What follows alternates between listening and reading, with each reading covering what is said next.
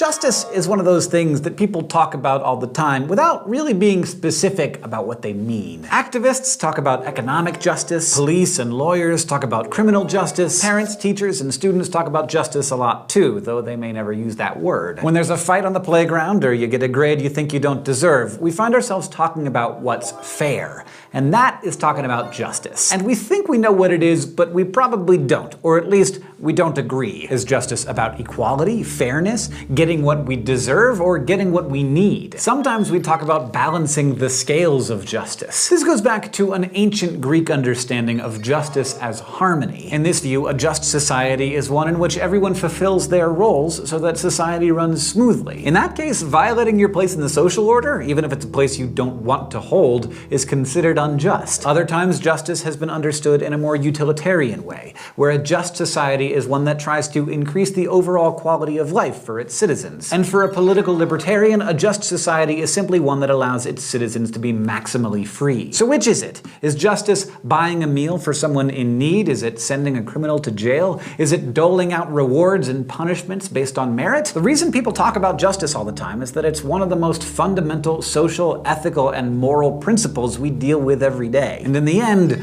what justice means to you personally pretty much defines how you think society should work.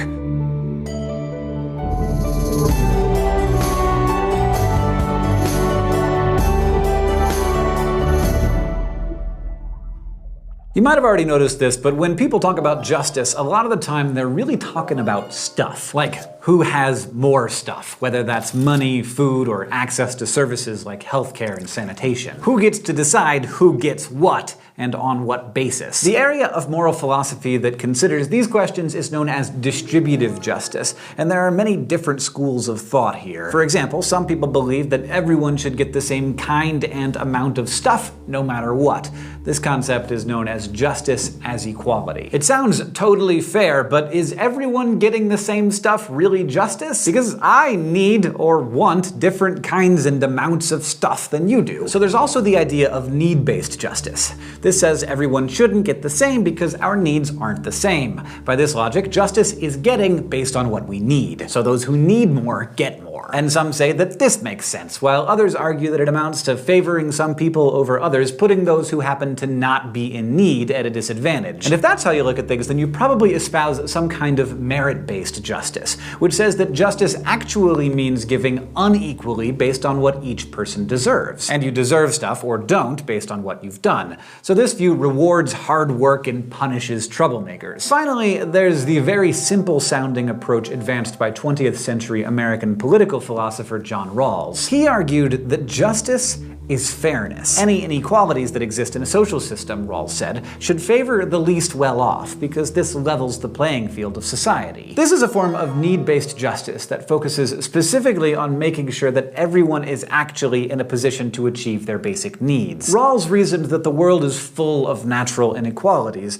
Think of all the things we talked about when we discussed moral luck. A lot of factors that will shape your life are totally out of your control. So Rawls' sense of justice means correcting for those disadvantages that are beyond our control. Once again, there are some who argue that justice is fairness is actually unfair to those who have gotten the most, either through hard work or because they happened to win life's natural lottery. 20th century American philosopher Robert Nozick disagreed with Rawls' idea that justice is fairness. And to demonstrate why, he posed a thought experiment about professional basketball, which we will explore in the thought bubble with some flash philosophy. Wilt Chamberlain was a wildly popular basketball player when Nozick created this example, so Nozick said, what if Chamberlain, probably the most famous athlete of his day, decided that he'd only play under certain conditions? Suppose that Chamberlain decides that tickets for games he plays in should cost 25 cents more than games he doesn't play in. And what's more, Chamberlain will be paid $100,000 more than the other players. Now, Chamberlain is really popular, so everyone knows that more people will show up to see a game he's playing in, even if the tickets cost more. Since he is the draw, isn't he entitled to ask for more money than his teammates? Nozick argued that we can't and shouldn't try to even out the naturally uneven playing field here. Sure, we start out with unequal amounts of stuff, but Nozick said we're each entitled to the stuff we have, provided we didn't steal it or otherwise obtain it unjustly. So if you're the world's most famous basketball player, you are entitled to have and want more stuff, even if others don't have it. If Chamberlain's awesomeness at basketball lets him amass a bunch of wealth while other people go hungry,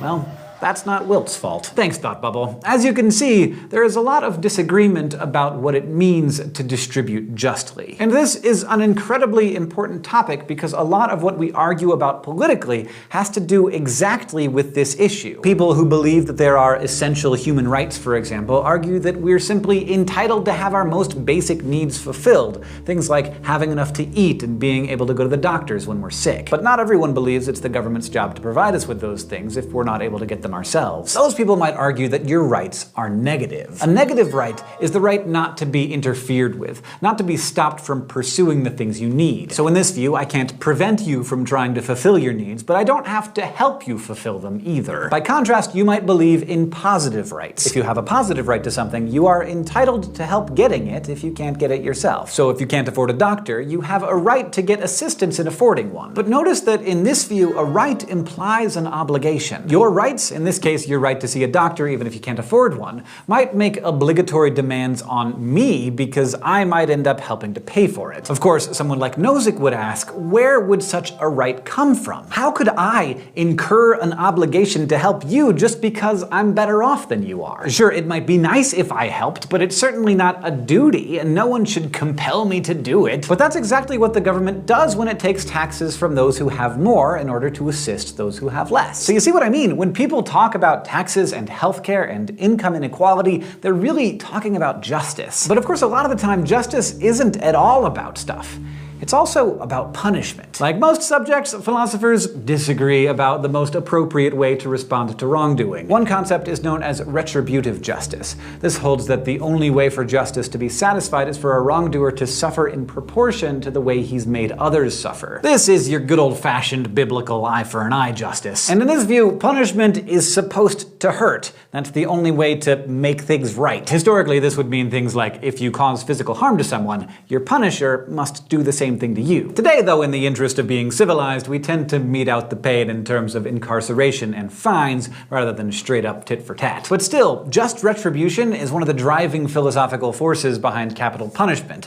The idea that there's simply no way to right the wrong of taking a life other than by taking the life of the life taker. But utilitarians have other theories of punishment. Rather than making wrongdoers suffer for suffering's sake, these thinkers favor what's known as welfare maximization. In this view, there's no good to be found in vindictively causing pain to wrongdoers, but some form of punishment is still in order. So one option is rehabilitation. Here, the approach is to give wrongdoers help so they can learn how to get along in society and follow its rules.